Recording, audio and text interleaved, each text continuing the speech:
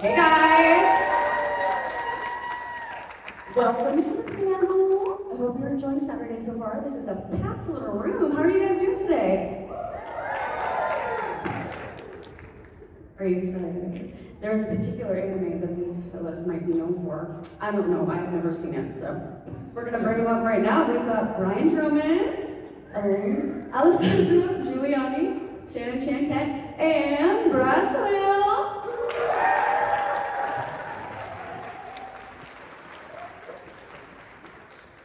Very comfy couch, which is sponsored by Ashley's Home Furniture. Oh, I love it. Thank you, Ashley's Home Furniture. Yes, thank you, Ashley's Home Furniture. Well, the Death Note kids are here. I was not given a microphone. Oh. We've censored him. Ignore him. He's just wasted. Hello. We're going to start off with a little round table, get a little bit of as we're guessing you guys are here, mostly pertaining to Death Note, so let's talk about who you portray. And the fact that there's no spoiler warnings are on the board. You've had the chance to watch it. If you're worried and you're spoiled, walk away. But don't really, because we want to see your faces in the crowd. So. Isn't this panel called The Notebook? I was expecting a Ryan Gosling to be here. No, I know, it was on in my hotel room last night. I got sucked in for a little bit. Okay, so Death Note. Okay, hi, I'm Brad Swaile, voice actor from Vancouver, Canada, and I play Light Yagami, aka Kira. Hi, my name is Shannon Chan-Kent. I am also from Vancouver, Canada, and I play Misa Amane and Sekikira. Hello, everyone. My name is Brian Drummond, and I play the cutest death god there is, Mr. Ryuk. And also, I'm going to go too, what's up, these cats. Hi, everyone. I'm Alessandro Juliani, and I want to tell you,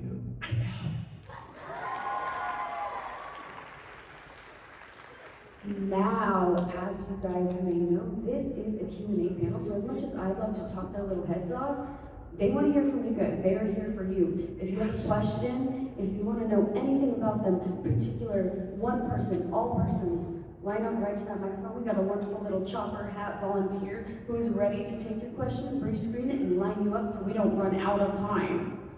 Don't be shy. Come on. Nobody's standing up. Don't be shy. Or you start singing, There's so many it's people gonna here go for you. sideways. No questions? Okay, panel's over. All right, so we're gonna go eat. I will begin off with the first question. I know for a majority of anime production, voice acting production, it's done isolated. Was that the case for Death Note? Exactly the case for Death Note. All dubbing, pretty much, that we don't get to work together. We've seen each other the most we ever see each other on being able to come to these conventions and hang out with you guys. We never, all four of us rarely sit together like this on the sofa unless we have a party and everyone comes over. But Shannon usually cancels and won't come to our parties, so that's really different. No, We don't do a couple therapy sessions too that look a little like this. Yeah, we just pass each other when one comes out and one goes in. So this has been great to actually sort of connect on sort of the Death Note tour. It's fun. Yeah, we actually like each other. Yeah, a lot. Crazy. Or we're really good actors. Oh, amazing actors in that case. We're gonna open up the first question. Very important question. Me and my girlfriend have been arguing on this for 17 years. Who is the better husband, Elle or Mike? Who would be the better catch? Depends what kind of wife you are, I guess. Well, there'd be no shortage of dessert if Elle was your husband. I wouldn't want to marry Light. Good God. Hell, I mean, it's a handful. there's episode 1 and 2 Light, and then there's episode 37 Light. Very different personalities. So yeah, if you don't get too far into the series, I think Light could be a good homemaker and husband. But given how he treated Misa, I don't think I would propose to Light. And if he proposed to me, I think I'd run away. And this question tied to gurneys and blindfolded is your thing.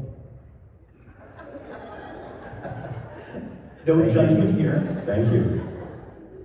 Thank you for your question. All right.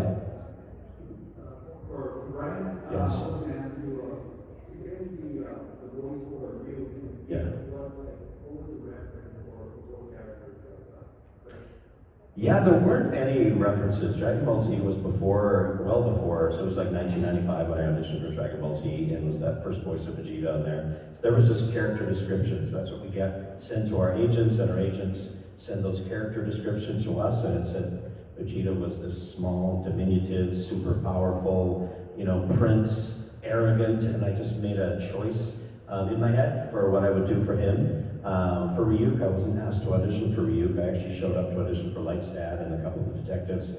And when I went in the room, I had seen the picture of Ryuk on the wall and thought, that looks like a really cool character. And I asked Carl, the director, if I could read for him, and he gave me the sides and gave me 2 quick little tips, because I said, can I read for the bad guy demon there? And he said, oh, firstly, he's not a demon and he's not a bad guy. He's actually a death god, but not the villain in this series. And he has kind of an interesting laugh. And that's just I had like 5 minutes to come up with an idea. And because he looked so wizened and white and pale, he looked like a smoker that maybe died in bed after 10 packs of cigarettes a day. Like, it just kind of looked like the idea that I came up with a kind of a coughing sound for him, for his laugh. And that's why it was sort of that. And then I kept the voice in that range and did my audition. And I didn't get any of the other characters I read for, but I got Ryuk. It was fun, yeah. Amazing. Thank you. Worked out well in our favor. Thank you, Bill. This for a request, Mr. Brad. Can I please get this is my perfect victory. That's right, I win. I don't really need a microphone for that, but I'll hold it really far away so I don't terrify everybody.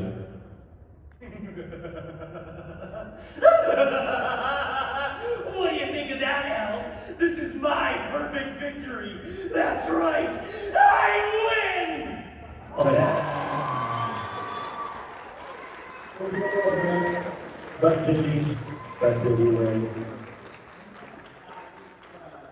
For Brian Shannon, if you found a death note in real life, would you use it or leave it alone? Well, I feel like Shannon sitting here right now would probably leave it alone. I mean, what am I going to say? I'm like, or would I use it? I don't know. I think, knowing me, I would probably leave it alone. But it's been a long life. And I feel like a few names could go in there. Possibly. You never know what kook's gonna show up then. Exactly. Really might only be one option to. How about you, Brian? I know enough about the show to walk away from the Death Note, but that being said, I could not. I would pick it up, and then I would tuck it away somewhere very safe, because as much as I don't trust myself to use it, there are many, many other people in this world that I would not trust it in their hands. So I would put it away somewhere safe, maybe in like a secret room, something like fresh out of Tom and Jerry or Scooby-Doo or something like that, and then try and forget about it, but I would always know it was there. And then if anybody rubbed me the wrong way or cut me off in traffic or didn't use their blinker, I'd get the license plate and a name and go from there, maybe. So Ultimate road rage. Thank you. Thanks.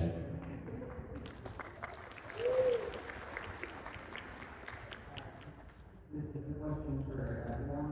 What was your favorite line for Actually, I found you don't gain weight as long as you burn calories by using your brain.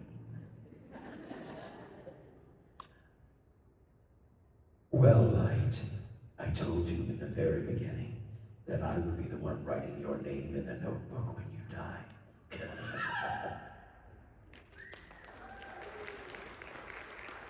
If I see you with another girl, I'll kill her. There's so many good lines in the series, I can't think of one. If I rack my brain, maybe while I'm thinking, I'll take a potato chip and eat it!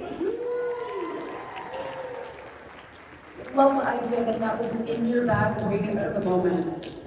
Thank We've you. gotten so many free potato chips because of this show. And I think I can also get away with just munching on potato chips, sitting on Yeah. during a panel. We were trying to give him an apple. I think it got all good. Yeah, All good. I got a candy apple yesterday. It was amazing. Hi there. As much as I'd like to ask you, like, who's Navy right now, I'll throw you guys that question. So it's a little more lighthearted one. It doesn't necessarily have to be from this show in particular, but it's your favorite level, your collection of a character that you played. A favorite collectible of a character that is a great question. I have a family of nerds, and so we have a lot of stuff. Brad's probably got lots of things all over our house, and things we collected from fans, but I might need a minute to think of all the things that are all over the walls. Well, I can fill the time while you think. Brad, no, Brad has amazing stuff. Just one? No, forget it. I'll narrow it down to one. So, Funko Pops. Anybody familiar with those? Right. So, the Death Note ones got way too expensive, so forget about that. But they made a bunch of Dragon Ball Z ones, and I played Gohan in the original Ocean group dubbed with Dragon Ball Z. So, thanks. Awesome. So, I was not going to collect Funko Pops. But my sister at some point sent me a text message with a picture of Light Funko Pop and said, "Is this you in that show?" And I said, "Yeah, that is me in that show." She goes, "Do you want me to buy this for you?" I said, "I'm not doing Funko Pops." She bought it for me anyway. I'm glad she did, because she probably paid $12 for a Light Funko Pop, which is now worth a couple hundred or whatever. So I didn't want to make that same mistake with Dragon Ball Z. So I got myself a Gohan, and I'm like, I'm good. And then they came out with another Gohan. I'm like, well, I gotta get that one too. And then they got another one, oh no, and then there's Saiyaman, and there's like, you know, the Chase version and the Glow version. I'm like, oh no, but I better get them now while they're cheap. But I also like to customize everything. So I'm currently working on a Gohan Funko Pop, where I've taken the head off of my favorite, like, Ultimate Gohan version, and I got a Goku body where he's doing a Kamehameha. And I got like the little lightning energy blast from a different Funko Pop, and I've boiled them all and pulled them all apart. So it looks like a massacre in my place right now, but I'm working on like a super duper Kamehameha Gohan, Ultimate Gohan Funko Pop. Hooray. That would be beautiful. That's pretty cool. I'm thinking of what stands out to me in my studio, and it was made for me by a fan. They were never for sale by anyone, but it's a beautiful, I don't know, anyone ever saw Crypto the Superdog? It was a series that was on. I played Streaky the Super Cat. He was a really fun character that I got to play. And someone made me this, he's kind of a long, slinky cat, and they made a stuffed toy of it, but it was custom done and very well done. So it's the only one in existence that they made for me, and I love it. It's my Streaky the Super Cat. Yeah, so much of this profession is like childhood wish fulfillment. So like I was very lucky to be in a show called Battlestar Galactica. Some of you may have seen, or some of your parents might have seen. And I, as a kid, had played with Battlestar Galactica action figures, and I had a Battlestar Galactica board game, and I watched the show as a fan. So when I was lucky to get on that show, and we did a few seasons, they eventually released an action figure of my character, and it was this full circle moment of like playing with myself. You know what I mean? You know what you mean. This is a PG panel, by the way. Yeah, whoa, there's family here.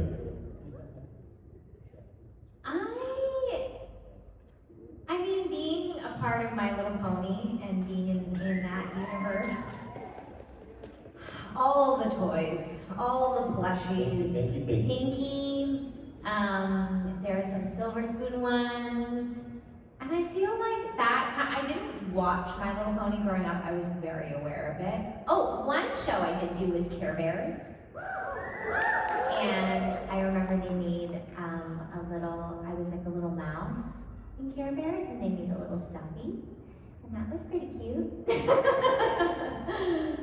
yeah, All the you know, cute toys. all the cute toys. Thank you. Thank you.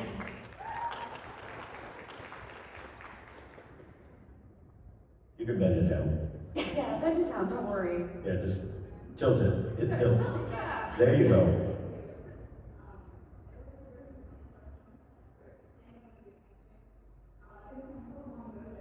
Okay. What did you find? And we have to name it? Brad's a nice name. Yeah. Yeah. Oobly-oo. What did you say? Oobly-oo. That's a good name. You spell that. A lot of vowels. O-O-O-O-O-O-O-B-M-E.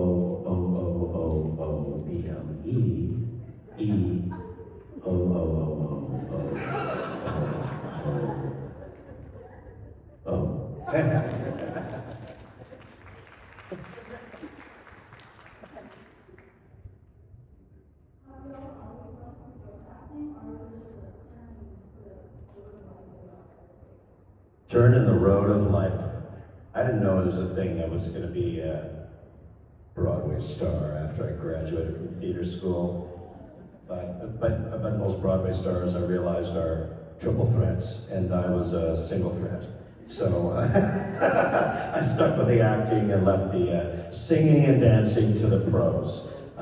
And then kind of fell into voicing after about 5 years of doing theater and film and TV stuff, and dropped into my first series in mid-90s. I got a G.I. Joe series, and then Vegeta was right after that. And at a certain point, about 5 years of doing theater and film and voice just kind of took over. I was so busy on shows, film and TV dropped to the side, and I just became a voice guy, and I loved every minute of it.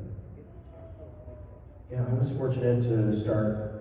The very first gig I ever had was a voice gig in a cartoon called Captain and the Game Master, Captain Nintendo. When the first console came out, way back, 1987, I think. So that was my first ever paid gig, and it was a voice gig. So that was my into the industry in some ways. My voice had just was starting to break with puberty, and I had the squeaky voice, and it was the perfect voice for the character. And the rest is history.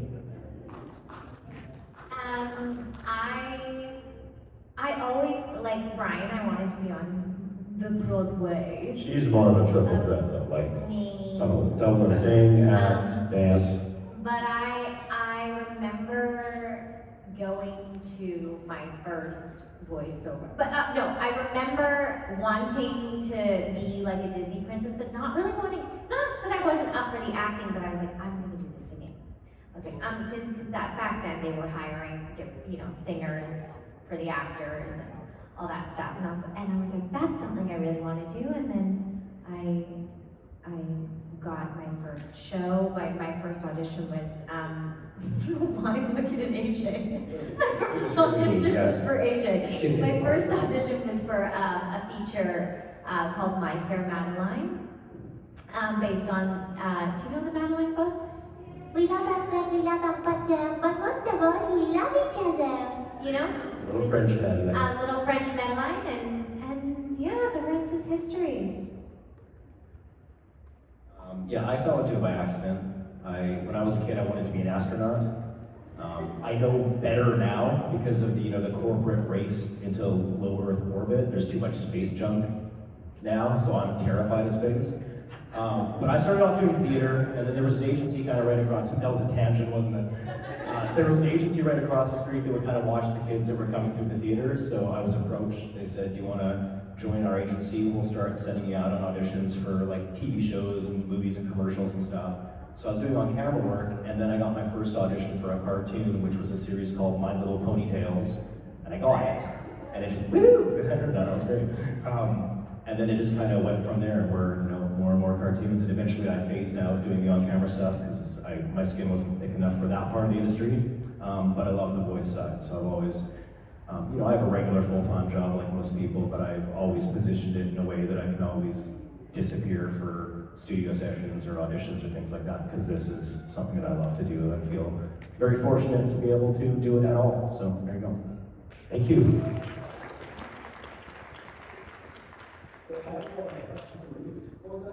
Yeah. Apple. Oh, that's a great question. Oh, that's rough. Because my phone is an Android. Everything else in my home is an Apple. which is bizarre. You know what? I ended up in this, I don't know, the fight. My wife and my daughters got Apples, they have Apple phones, and my son and I were like, no, we're not gonna be sucked into it. And we have Androids and have since, but I think I'm on my last cycle with my Android because whenever I'm texting with other people, there's always stuff's getting missed and weird things happening, and I'm gonna get sucked into Apple. But Apple is my favorite fruit. I'm the only one that eats tons of them. It is not my phone, but it's everything else in my household. Wait, but on your family chat, like, is Yeah. it so annoying because you can't like chat with your whole family? I still can chat. It's a little, sometimes it's messed up, but it still works. Yeah. It's, yeah. More Androids are sold in the world than Apple, just so people know. Don't get on my back. That's true. Yeah, thanks.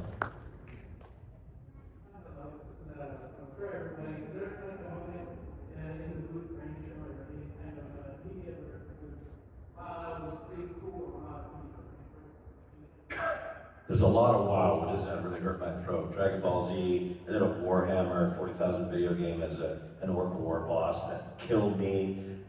Brutal. But yeah, I remember losing my voice in the You Won't Escape My Wrath sequence of Dragon Ball Z. I had nothing left, and I still remember to this day because we went out for dinner with my wife and family afterwards and some friends, and I had to order like on a piece of paper because it wasn't just sort of sore, it was gone. I was like, it was like that, and I was writing, what do you want, Brian? I was scribbling it on paper and pointing to the menu. So I really remember working on Dragon Ball Z and it hurting my voice the most probably. In the early days of recording Dragon Ball Z too, it didn't seem like there was any kind of limitation for how long they would bring you into the booth. So sometimes you would be there for a very long day and just powering up for episode after episode. And I do remember there was times where, young Gohan was, doing some crazy power-up scream or something, and then because it was on TV at the time, it would cut to a commercial. And so you do like a 30-second or 28 seconds of a 30-second scream before it cuts to commercial, and then it comes back to commercial, and he's still screaming. So that's okay, you do have a break.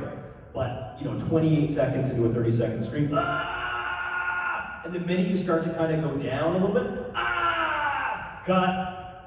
We're going to commercial, it's gotta be right up there until the break. All right, let's do it again. Okay. Ah! Oh, no, see, you brought it down a little bit. One more time. And there were a couple times where I remember, practically waking up on the floor going, did I get it? Did I do all 30? No, that was 29 and a half. Okay, one more time. Let me have some more. The stories I've heard of people almost passing out doing Dragon Ball Z are very true. Probably any actor that had to do fight sequences, like the room just goes, and you feel like you're stagger back a little bit from yelling. And it does feel like they've kind of limited the number of hours in a row that you go in for certain sessions, for like a Dragon Ball, for certain video games and stuff. There was another video game I worked on called Street Fighter vs. Tekken, and I did. Nice! Yeah, I played Jin Kazama, so that was a big deal for me. But I flew myself down to Los Angeles for that one because that's where it was recording. So I recorded the entire game in one session, and I learned a lot of little, family ancient remedy tricks. One of them was called fart juice, because apparently it makes you fart. I got the ingredients for that, the recipe for that, I didn't try it. I think they were playing a joke on you, Brad. Maybe, yeah. But yeah, so there's been some pretty heavy sessions for sure. Thank you. Hi. I've enjoyed meeting all of you guys. This is Shannon, stalking your IMDb pages. Oh, darn.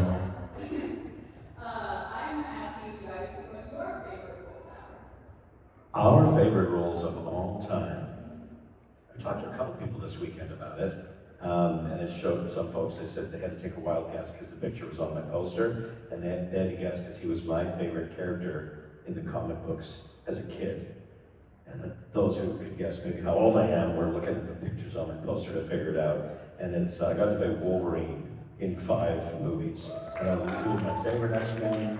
I loved him as a kid, and to grow up and get to actually be his voice. A lot of people love Wolverine's voice, but to be his voice for even a short period of a number of movies was like, oh, I felt like I reached sort of a pinnacle when I got to do that. That's still one of my favorites. My first ever on-camera job was in the MacGyver Christmas special in 1986. I played Julio, the piano-playing street kid at the homeless shelter.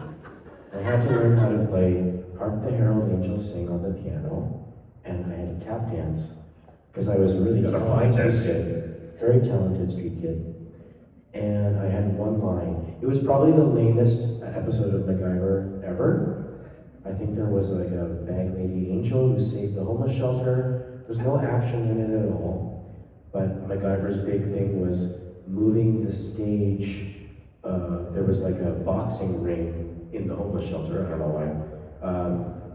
That they had to move the boxing ring across the gym to make room for the stage. And MacGyver figured out if they used the barbells from the weight room and put them under the stage, they could roll the stage across the gym. And so my one line was, weights for wheels. Why didn't we think of that? Just like the Egyptians did. And that was your favorite role ever. That might have been my favorite. I might have peaked very early. That was Yeah. my favorite. MacGyver. Find that one on IMDb. That's a deep dive. I feel like I've got a couple, but I feel like one that really stands out when I think about having the most fun was probably when I did the Biscuit Twins in The Littlest Pet Shop. They were just really sassy and like really dry, and I got to do whatever I wanted in that show, so I feel like that one stands out for me. Woo! Twins. I kind of agree with Brian. Like anytime you get to work on a property that you're already a fan of, and then you get to not audition for it, and you get kind of geeked out, and then when you get the call saying you've been cast, it's kind of amazing. I got to play Nightcrawler in X-Men Evolution. Woo! So that was nice. Stick the fast with you. I love the smell of bacon in the morning. Kitty, no! But more recently, I played Baby Groot in Marvel Battle World, and I didn't know anything about Guardians of the Galaxy until that first movie came out, and oh boy did I fall in love with it. So when I had an audition for something that had Groot in it, and I got to play Baby Groot, that was a pretty big deal for me. Another custom Funko Pop that I'm working on. Don't ask. Good question. Thank you. I am a Groot.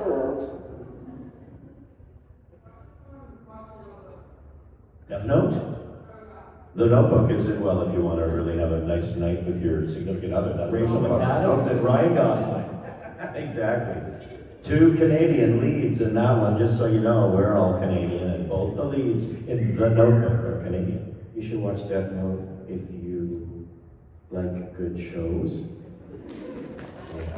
that involve elements of detective, cat and mouse, psychological thrillers, supernatural horror, Great music. great music, great voice actors, yeah, Great direction. excellent shipping. I don't know what else. That's shipping. You also want to be prepared for when the Death Note musical actually comes to North America. Yeah, you gotta know about some great music.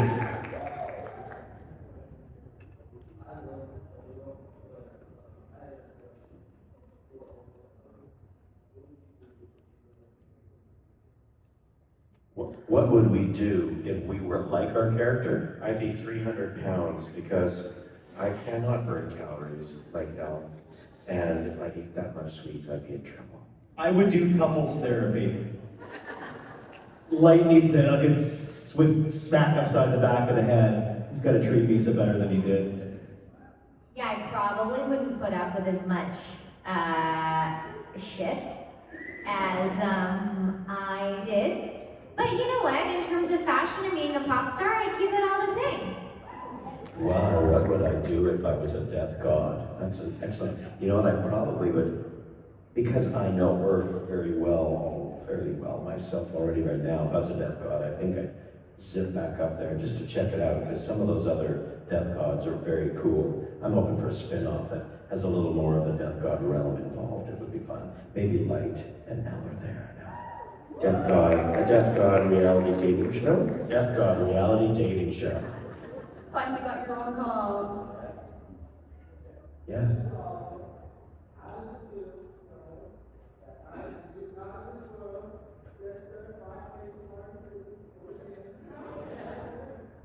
How does it feel? Well, we've had our time with the book. You go get him, kiddo. Thanks. Thank you. My name is John Smith, by the way. Spelled with a Y. Hello.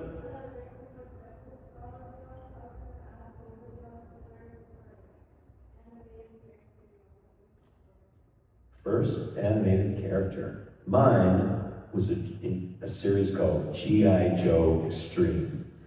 I was a very big fan at the time. I'm less so now, but I was a very big fan. I grew up on a thoroughbred racehorse ranch. We watched a lot of westerns, and I was a big fan of Clint Eastwood. And when I had my very first audition for a prelay series called G.I. Joe Extreme, there was a sharpshooter named Ballistic, and they kind of wanted a Clint Eastwood-ish vibe. So I wanted to make him really kind of Clint Eastwood-y, and he was the sharpshooter. They ended up changing his name to Eagle Eye because they thought Ballistic was too violent, but that was my first animated role ever with the amazing animation director Sue Blue. So I fell in love with it. She is, you would work with Sue Blue on Beast Machines with us. She directed Teenage Mutant Ninja Turtles. She was just a superstar of animation directing, and I got cast. I got to work with her on my first show ever as Ballistic on G.I. Joe Extreme. I worked with Sue Blue on Camp Candy, John Candy. Even before that, Yeah, which is a real deep cut. I don't know where you would even see that. Maybe it's on YouTube somewhere. I was one of the camp kids on that show. That was just after Captain and the Game Master in the 80s. As I mentioned before, my first role was the character Ace in My Little Ponytails. And as far as ponies go, he was kind of a badass pony, meaning that he was a bit of a jerk. But we had a pretty legendary voice director on that series too, a guy named Wally Burr, who I only ever heard through my headphones, which was kind of magical in itself, because he had kind of like a godlike voice anyway, and I'm a little kid going, oh my goodness, who is this guy? My first one was, I can't really remember the title. I worked on two things at around the same time. I mean, My Fair Madeline was my first or second one, but the other one was another show, Ruby Slippers or something like that. I don't know, but I was happy. Thank you. Thank you. Next question.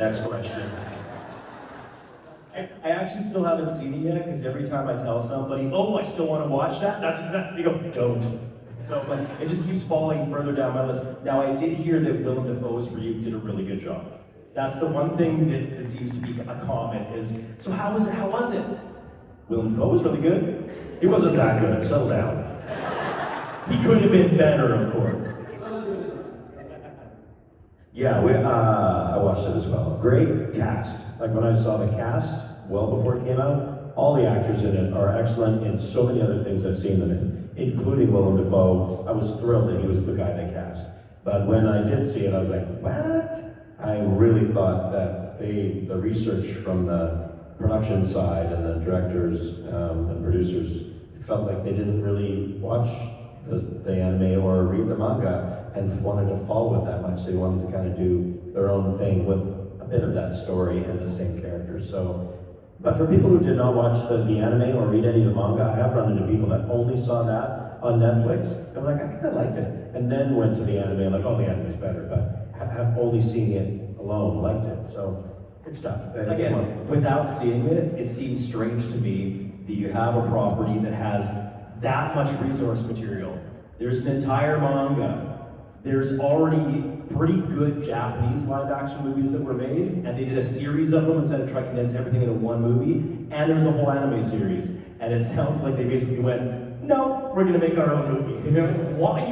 You could do shot for shot from the manga and it'd be amazing, but they didn't do that. You probably have heard the Duffer Brothers who do Stranger Things. Those producers have the rights to Death Note as a series, and now producers can have 10 series lined up to do. I hope they do it sometime soon, but I think the great work that they did on Stranger Things, I hope they do. Timothy Chalamet is out. Yeah, come on. Yeah, it could be fabulous. Hi. Okay, Please. so, do you guys like scary movies? Many do. Kind of scary movie all time. Yeah, favorites. I do love horror movies. Favorite of all time. I think my all-time favorite, still I can go back to it and be creeped out constantly, is The Shining. Yes. I love The Yes. Shining. Come and play with us, Daddy. Twins, yeah. I watched that in 4th grade. Whoa, And too young. I was at a girlfriend's house and I had asthma and I started having, like, I needed my Ventolin, so my mom had to drive it over to me because I was so scared. I've never been so scared in my life. I'm in 4th grade! That's You shouldn't really be young. watching that in 4th grade. No. I was also going to say The Shining Yeah. or The Exorcist. Those are really obvious ones. But I did just watch Long Legs on I just watched Long Legs too. It was pretty It's creepy. pretty great. It was pretty creepy. Yeah, it got under my They age, believe it or not, and it's Yeah. Like Shannon, clearly, I grew up watching like really nasty horror movies when I was way too young to be watching them. So I got very desensitized by, Nightmare on Elm Street and Halloween and all that kind of stuff. But Shining is still the one that freaks me out to this day. There's just something really creepy and eerie about it. But I was talking with my babysitter this weekend, Jay. We somehow got into a horror rant, and he reminded me of a movie that we both saw, again, probably too young, called Sleepaway Camp. Anybody familiar with Sleepaway Camp? The only thing I can say for you for Sleepaway Camp is, that's enough. If you've seen it, you know exactly what I'm talking about. I had repressed that memory, and it came flooding back just this weekend, so your question is... Well, that's why you had nightmares last I night. feel like The Sixth Sense is pretty good and like very scary for me too. Thank you, good question. Thank you. Hi.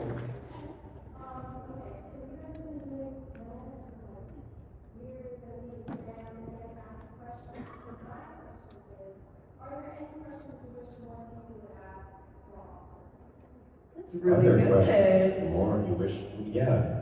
Well, we've been a couple years doing so. This is probably only maybe our second or third time all four of us have been doing a panel together. It's always strange when someone asks a question you've never heard before, like the one you just did, ironically.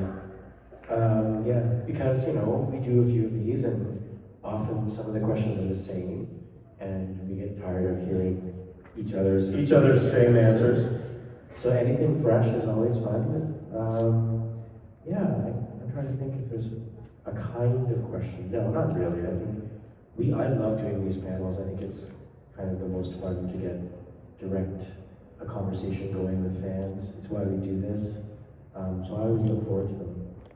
You do, we'll have a panel like this called, The Notebook, which again, kind of confused me a little bit, but, Death Note. But because at an event like this, we can also be at a table for most of the weekend, sometimes you will get a lot of people that come up and ask kind of out of the norm questions, whereas they might not want to ask it in a panel that's called Death Note, but they'll come up to the table and ask. So for me, I love when people ask about some other things that I do, aside from voice acting, and if we can find a hobby in common, or a sport we play, or music, then I really geek out, because this is definitely a vehicle to talk about voice acting and shows we've worked on. But when it's just me having a one-on-one conversation at my table and we're talking about favorite bands or horror movies or things like that, then you can really engage just a different part of people's personalities and see what else they're interested in. And for me, that's always very interesting. It's great to hear from anyone out there who wants to share as well the reasons what made you want to watch Death Note, not just questions for us. Sometimes it's fun to hear, what drew me into it, or what I got out of watching Death Note, or when I first watched it. It's just as fun for us to hear some of those stories from you as it is for us to tell ours. Thank you. Hey.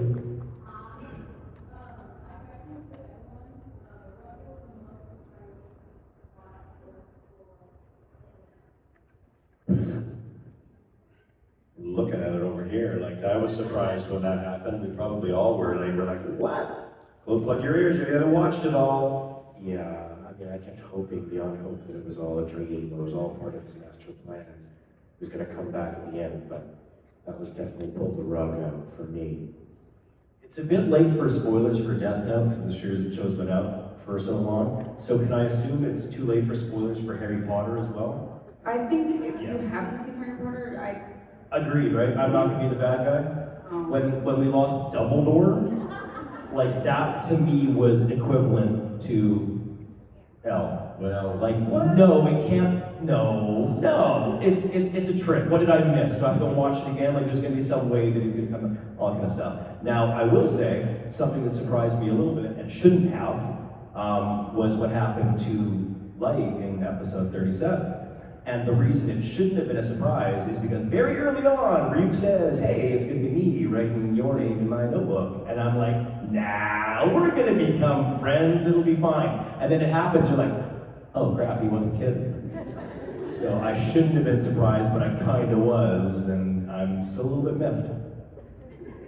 yeah, and so the loss of L's probably the biggest surprise. I was a little surprised, and I rewatched it just recently, how violent Light can get. Like when he took out the detective following him and his wife. I was like, what? I was like, come on, man, dude. Like it's rough. Right? As heartbreaking as that was, and for a lot of people, they stopped watching the series for a while when that happened. They're like, no, they put it in the freezer, and then pulled it back out like years later. But anybody that watched Game of Thrones, it was one of my favorite series to watch as it came out, and I learned early on, don't get too invested in any of the characters. And anytime that they're willing to destroy a beloved character on a show, it just makes the stakes that much higher and makes me more invested in it. Because I know it's not all going to be bubblegum and happy endings. It's going to be bad. So good. Good question. So bad it's good. Thank you. Thank you. Hi.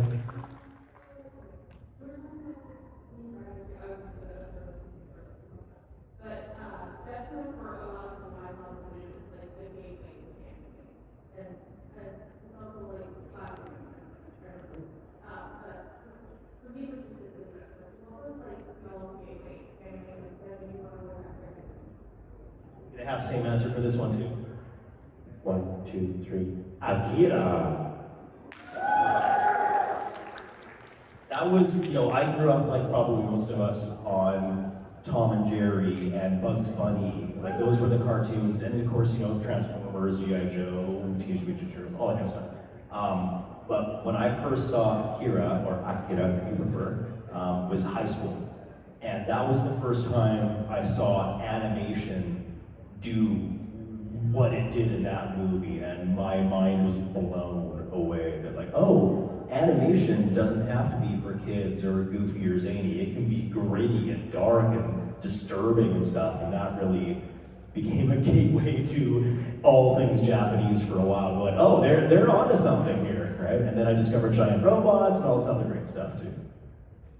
It's a good question. Akira was my first one as well, but I didn't even know what anime was. I just thought it was a great animated movie. I thought it was really cool, so different, but I think I probably knew and understood and fell in love with more anime through Studio Ghibli, and I had a young family at the time, so watching My Neighbor Totoro, and then we just got all of the Ghibli. We've seen every single one of them, and they're so I haven't seen the last one, the Heron. Going the Heron is the only one I haven't seen yet. I'm waiting for a time for all of us to watch it together, but that's his work is unbelievable. I just loved it.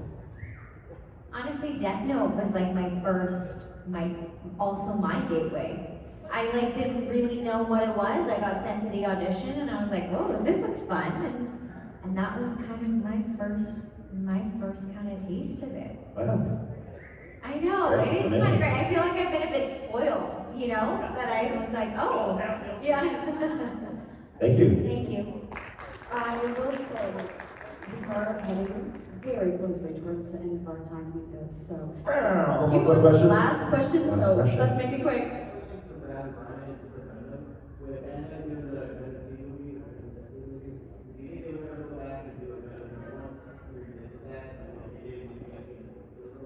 Oh, I jump on the rolls. sex in a heartbeat, Mr. Miliardo Peacecraft. I love working on Gundam Wing.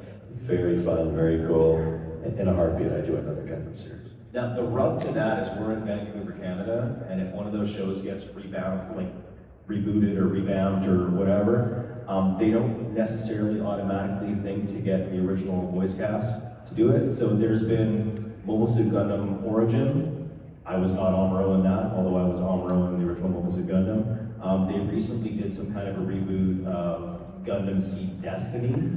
I played Diarca in that, and when they did that, nobody ever talked to me, and now, I mean, this is flattering because it's Johnny Young Bosch that's playing Diarca in the newer version or whatever. And little side story, Mamoru Miyano, who's the Japanese voice actor for Light, it seemed like for a time, anytime an anime series came and it was recording in Vancouver, I got the role that he would have done in Japan, and if it was in Los Angeles or in Texas, it was Johnny Young Bosch. So now Johnny is doing me, doing Mamoru. So like full circle craziness. But no, to answer your question, absolutely, I love Gundam. I mean, did you see my backpack? Oh, come on. Brian Robots, yes sir. Thank you so much. Thank you. Thank you so much for the question, and everybody, please thank your lovely, beautiful panelists. Thank you, everyone. We'll be on our tokens for this a little bit longer today before we pack up and take off. But come say hi if you didn't get a question answered. We're still open, even if you're not getting autographs and stuff. We're open to chat and answer questions at our tables for a little bit too. So thank you so much, everyone. Thank you.